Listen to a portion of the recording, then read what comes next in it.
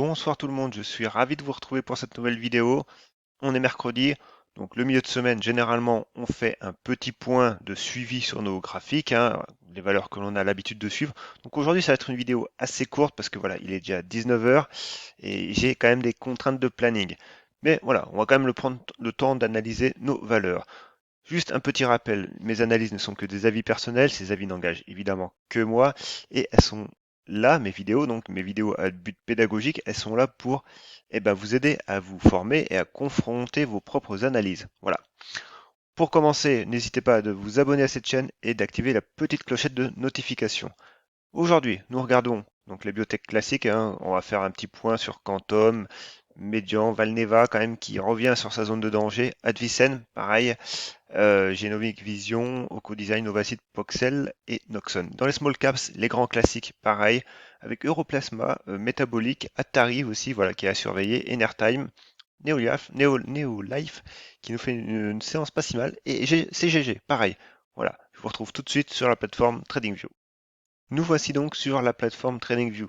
C'est la plateforme avec laquelle je poste. Vous voyez, donc du coup, je poste tous mes graphes sur mes réseaux sociaux, que ce soit sur Twitter, Facebook et Instagram. Donc n'hésitez pas à aller voir mon compte Instagram, hein. Je publie des graphiques, mais également des posts à but réellement pédagogique, adaptés à ce format. Aujourd'hui, on commence par Quantum Genomics. Donc, en règle générale, hein, les biotech et les small caps, quand même, ça a du mal. On est dans un environnement de marché qui est compliqué et beaucoup de breakout de niveau ne tiennent pas. Et là, en l'occurrence, on a clairement l'exemple, hein, sur Quantum Genomics, c'est que voilà, on avait notre niveau des 5 euros, on l'avait confirmé. Malheureusement, aujourd'hui, on revient sur cette zone du coup, qui est une nouvelle zone de support, hein, les 4,82 qui était anciennement notre zone de résistance, mais on revient également sur cette oblique haussière. Donc c'est clairement cette oblique qui est à tenir, parce que si on ne tient pas, on irait retester les 4,60, hein, clairement, hein. Mais voilà, la dynamique, on casserait cette dynamique quand même qu'on avait mis en marche depuis début mars, hein. Par contre, voilà, à moyen terme, encore une fois, on reste dans un range, hein, donc méfiance, méfiance, méfiance. Maintenant, à court terme, ça serait bien qu'on tienne les 4,80. Si on ne tient pas les 4,80, on irait rejoindre les 4,60. Mais voilà, on casserait la dynamique qu'on avait mis en place, hein, depuis les sortie des 5 euros là. On casserait tout, quoi. Ensuite, médias en technologie. Médias en technologie, c'est pareil. Bon, on sait, vous le savez, hein, on en a déjà parlé, mais les 14 euros sont notre résistance moyen terme. Et maintenant, on voit très bien que les bandes de Bollinger encadrent parfaitement notre range moyen terme, du coup, hein, moyen terme, notre range à 2 mois, on va dire, depuis notre forte hausse, hein, des 7 euros. Voilà, on consolide et on voit qu'on consolide entre les 14 et les 11 euros. Actuellement, on est en plein milieu. Maintenant, ce qui est intéressant, c'était de tenir cette zone des 12 euros, 12,25. On ne la tient pas. Donc demain, si on confirme cette cassure à la baisse, clairement, on rejoindra de nouveau les 11,50. Voilà. Mais à court terme, voilà, on voit que la M20 est plate, le MACD et le RSI d'ailleurs ont donné leurs signaux baissiers, mais voilà, il n'y a pas de volume à la baisse, donc c'est une consolidation, on va dire, ça reste une consolidation dans tout ce mouvement haussier qu'on a eu, hein, de 7 euros à 14 euros. On a quand même pris 100% quand même, c'est pas mal. Maintenant, voilà, au milieu, on continue la latérisation, hein, il y a pas de news, et l'analyse technique ne nous en dit pas plus. Valneva. Alors Valneva, c'est dommage. Valneva, le problème, c'est que voilà, on avait eu en début de semaine, hein, un signal qui était pas mal avec la cassure des 10-30 et on avait également aussi voilà, ce RSI qui passait haussier. Et là, voilà, hier, on a tergiversé, on a hésité et aujourd'hui, on retombe lourdement. Donc c'est pour ça que je dis, et c'est pas la seule, hein, au niveau des small caps, où voilà, on revient sur des zones de danger et notamment ici les 10 euros. Encore une fois, voilà, il faudra de nouveau sauver ce support. Sinon, sinon, on partirait sur les 9 euros, quoi. On voit, hein, les 9 euros qui sont cette borne, hein, cette borne de gap là, cette borne haute de gap, quoi. Donc voilà, c'est compliqué pour Valneva. Pour l'instant, elle tient, mais j'espère qu'elle va tenir. Genomic Vision, c'est pareil. Genomic Vision, euh, elle a tout rendu en fait de la pulsion qu'elle avait donnée ici le 9 mars et elle revient sur la bordure, la zone basse de sa zone de support. Donc encore une fois, ici, c'est compliqué. Et pour l'instant, on ne parlera pas d'amélioration. En plus, le MACD va potentiellement croiser à la baisse, hein, c'est quasi fait. Donc sous cette oblique baissière, et ce niveau en fait ici, des 0,70, voilà, on ne sortira pas de la zone de danger pour moi. Oco Design, voilà, elle nous fait pas grand chose, il n'y a pas de volume, mais elle glisse lentement, elle glisse et glisse. On voit que les 11,50 ne sont plus en support, mais vont devenir résistance si demain on ne confirme pas et qu'on repasse pas à la hausse les 11,50. Voilà. Clairement, si on ne repasse pas les 11,50 avec la M200, on va acter ce support avec le changement de polarité. Voilà, il va devenir résistance. Et le problème, voilà, le problème du coup, c'est que on ira rejoindre probablement cette oblique haussière. Je dis probablement parce que l'analyse technique n'est qu'un jeu de probabilité. Moi, ce que je vois en l'état actuel, c'est que les 11,50 ont été cassés. S'ils ne sont pas repris, voilà, on ne regardera pas à la hausse, on regardera à la baisse. Et le prochain niveau d'envergure, c'est quand même ce niveau de cette oblique haussière avec ce niveau horizontal. Donc voilà, la zone des 10,50, clairement. Ensuite, Novacite. Novacite, c'est pareil. Novacite, et tiens, on voit quand même que les 9 euros ont été en échec, hein. On avait un doute, voilà, le marché nous l'a prouvé. Maintenant, les 8,40 sont également support. Par contre, on voit quand même que le marché aujourd'hui nous reprouve que les 9 euros restent toujours en résistance. Donc voilà, donc actuellement, en gros, pareil, depuis un mois, il se passe rien sur Novacite. Il se passe rien, on est dans un range entre les 7,70 et les 9 euros, il se passe rien. Et au milieu, on est neutre. Noxon. Alors, Noxon, c'est compliqué pour elle aussi, hein, à l'image de toutes nos valeurs, quasiment. Mais voilà, on a cette résistance oblique là. Donc on voit quand même que les MACD croisent à la baisse, mais on est dans une phase de latéralisation sur Noxon, on le voit, hein.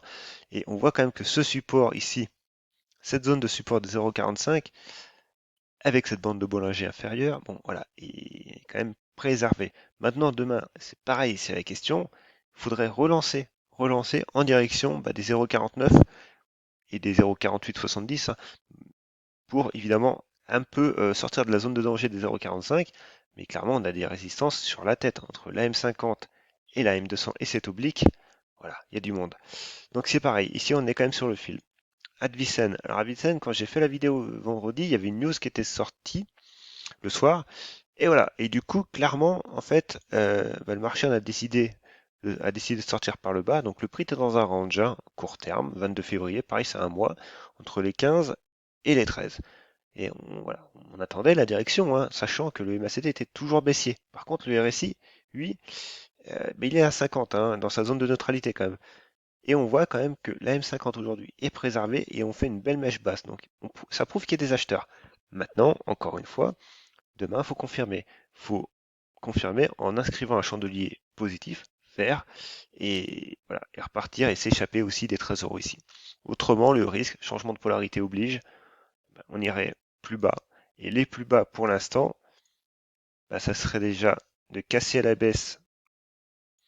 Alors, on va plutôt tracer une zone de résistance. Je pensais que c'était sur le même niveau, mais ça ne l'est pas. On a cette zone-là, voilà, de support, donc on voit très bien que ça a, ça a fonctionné.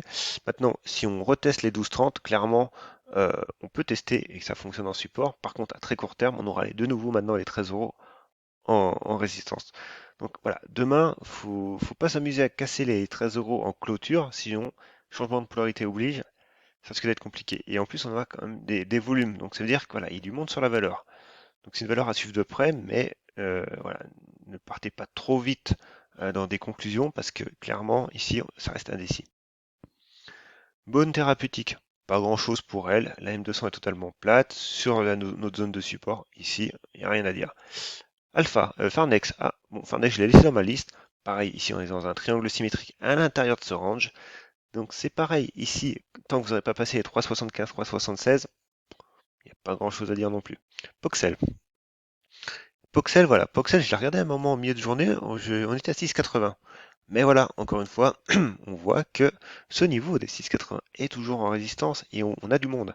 On a du monde, on a la M200, bon, la M20 qui est plus court terme, on a la M50 qui est plate, donc qui prouve notre neutralité. Et on a voilà, ces bandes de Bollinger qui se contractent de nouveau. Donc entre 6,80 et clairement à très court terme, on va dire, les 6,65. Voilà, on est neutre. On est dans un range très court terme. Maintenant, euh, vous pouvez plus prendre l'hypothèse aussi d'un range un peu plus large, entre les 6,50 et 6,80. Pour, après, voilà, si jamais on arrive à franchir ces 6,80, ça serait 7,20. Mais clairement, 6,80, c'est notre premier pivot ici. Navia. Alors, Navia, depuis quelques séances, elle ne faisait pas grand-chose. Aujourd'hui, elle se met clairement en danger. On voit très bien notre zone des 2,80, 2,70, 2,80, c'est notre zone de support. Une zone de support à tenir, parce qu'on voit que le prix est quand même pas mal buté dessus et a permis au prix de rebondir. Néanmoins, si ça lâche, ça sera pas anodin, parce que la M200 arrive. Donc si on casse la M200, on l'avait pas cassée depuis notre fort mouvement haussier de juillet 2020 quand même. Donc voilà, clairement ici, il faut tenir les 2,70. Si on les tient pas, bah, après, le problème, c'est qu'on irait rejoindre probablement le bas de notre canal baissier, parce qu'il faut que je le rappelle, on est quand même dans un canal baissier, et le bas de notre canal baissier serait les 2,40, quoi. Voilà. Donc, ici, hein, compliqué aussi.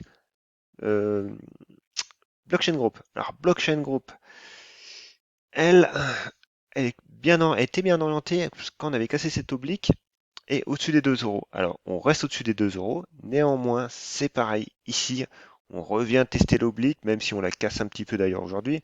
Mais voilà, on est encore dans la zone d'incertitude. Par contre, faut réellement garder les 2 euros aussi, hein, parce que c'est pareil. Si on casse les 2 euros à la baisse, on réintégrera, ben, c'est pas un range, mais on pourrait retoucher déjà cette oblique haussière. Mais voilà, dans l'état d'esprit des gens, si on casse cette zone des 2,15, 2 euros, qui est une résistance moyen terme, voilà, ben, le risque est fort de revenir sur les 1,76 encore une fois. Neolife. Alors Neolife, c'est une valeur qui est, voilà, qui est pas mal pour une fois. Parce que ici, clairement, on a notre zone des 0,41, donc j'ai publié un graphe sur elle hier soir, donc sur Instagram. Pas nécessairement sur Twitter, sur Instagram. Et voilà, donc du coup, zone à tenir, mais clairement, pareil, encore notre zone des 0,42.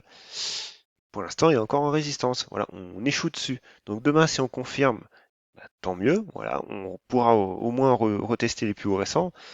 Mais c'est pareil, encore une fois, faut confirmer. Enfin, Enertime. Enertime, on a un range. On voit très bien que notre zone de support, on a rebondi dessus, hein. Voilà, clairement, bon, voilà, ça se joue sur la bordure haute de notre zone de résistance, mais on a été aidé par notre oblique là.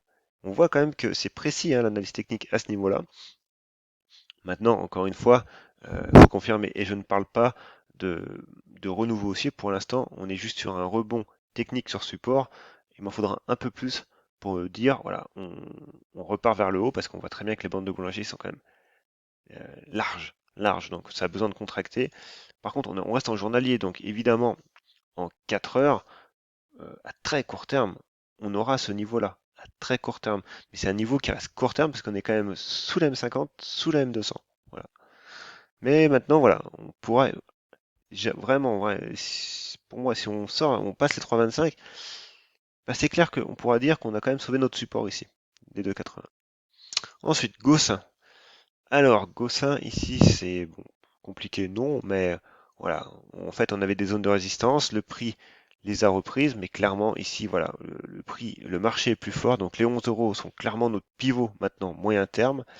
Alors, on chute aujourd'hui, il faut attendre que le prix se stabilise, on va voir où il se stabilise, et clairement, cette zone, je l'enlève, et on dégage un niveau pivot moyen terme sur Gossin, voilà, qui sera les 11 euros. Et ensuite, Atari. Alors Atari, voilà, donc bah, Atari nous a fait une très belle hausse, mais clairement, c'est pareil maintenant. Je pense que le temps de la consolidation est venu pour Atari. Alors là, on peut retracer les retracements de Fibonacci. Alors, voilà, le graphique est un peu écrasé. On va même faire comme ça. Voilà. Voilà. Et actuellement, on est à peu près sur la zone des 23 euros, hein, 23% 6 de retracement. Et on voit que les zones suivantes sont les 0,63 et les 0,57. Clairement, voilà. On a plusieurs zones de support, dont une qui est ici quand même, voilà, avec un gap, hein. On a notre gap qui est là, hein. On a une zone de gap. Donc voilà les 0,60. Pourquoi pas? Ça donne des indications. Mais clairement, actuellement, voilà, je pense que la hausse est faite sur Atari, ce qui est une très belle hausse. et qu'il faut maintenant laisser le temps un petit peu de consolider cette hausse, quoi. Ce qui est tout à fait sain hein, comme mouvement. On peut très bien revenir sur les 0,60, rebondir, reconstruire. Voilà, il faut construire une nouvelle figure de congestion. Si vous voulez avoir un nouveau pivot d'achat propre, bien défini, et voilà, avec des probabilités de votre côté. Là, actuellement, les probabilités, il n'y en a plus trop, quoi. Je veux dire, si vous rentrez maintenant, c'est du quitte ou double. Soit ça repart à la hausse tout de suite, soit ça consolide, et vous acceptez d'être en moins-value latente, tout en sachant que, voilà, ça repartira peut-être, mais sans certitude. Ça repartira peut-être dans un mois, dans 6 mois, on n'en sait rien. Metex.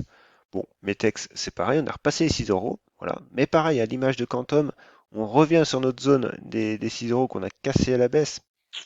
Donc, c'est pas top. Euh, maintenant, ce qui est bien, c'est que on voit quand même qu'on reste sous les plus hauts, donc le prix continue de construire. Mais voilà, ça aurait été bien, bon, à court terme, on va dire de pas casser les 6 euros, mais on reste dans une figure de construction saine, de congestion saine. Par contre, ça permet également aussi de nous tracer une oblique. Donc maintenant, eh ben, en plus du coût des 6 euros, on surveillera cette cassure d'oblique baissière. Et enfin, Europlasma. Alors, Europlasma, je ne l'ai pas suivi tant que ça ces derniers jours. Alors, elle a ouvert à 1,86 et on finit à 1,60. Ouais, donc, gros chandelier rouge, avec un peu de volume quand même. Bon, Europlasma, voilà, il y a quand même pas mal de news en ce moment. Je crois qu'ils ont signé un protocole d'accord avec une start-up, hein, je crois, une start-up française. Bon, bref, voilà, c'est de l'actualité, mais dans les faits, euh, ça change pas grand-chose. Par contre, maintenant, voilà, ça nous dégage encore une fois un niveau chartiste, c'est celui-là, les 1,50 quoi, 1,55, niveau à tenir. Donc si demain on tient ce niveau et que voilà, le prix veut se maintenir, on continuera notre construction. Autrement, on ira retaper probablement les 1,45 et pourquoi pas reboucher ce gap. Voilà. Donc clairement, Europlasma, il peut y avoir on va dire du bon qui arrive, mais pour l'instant, il est trop tôt pour le dire. Et enfin, la dernière, CGG. Alors, CGG, bon, on a tapé sa zone de résistance des 1,40, la 30, là, moyen terme, et depuis ça consolide, ça corrige même. Bon, et on a tellement corrigé que les ratios ont tous été repris quasiment, donc on va le supprimer. Et moi, j'avais cette oblique baissière ici. Et à court terme, on voit que notre oblique baissière, voilà, on a buté une dernière fois, on l'a reprise, on a consolidé et on s'est échappé. Voilà, c'est une construction typique et classique hein, du prix, hein, du mouvement du prix. Donc maintenant, ici, zone de résistance sur les indices. Voilà. Et indices qui correspondent à M50, M200. Donc clairement, ici, maintenant, il y a un gros pavé à passer pour vraiment acter ce rebond et ne pas le transformer en fait avec un coup d'épée dans l'eau, quoi. Un simple rebond technique, c'est clairement ce niveau pivot horizontal qui, dans un premier temps, sera le juge de paix.